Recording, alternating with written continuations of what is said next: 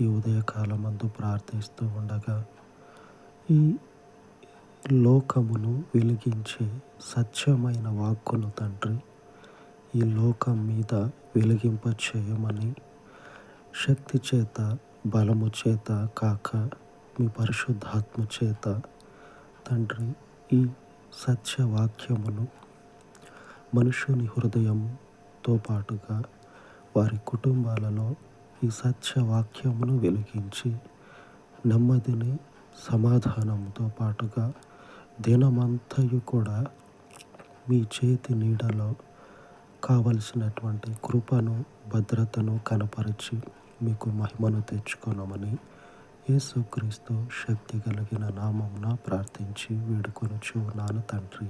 ఆమేన్, ఆమేన్. విడువని దేవుని కృప మనకు తోడై ఉండును గాక. ఆమేన్, ఆమేన్.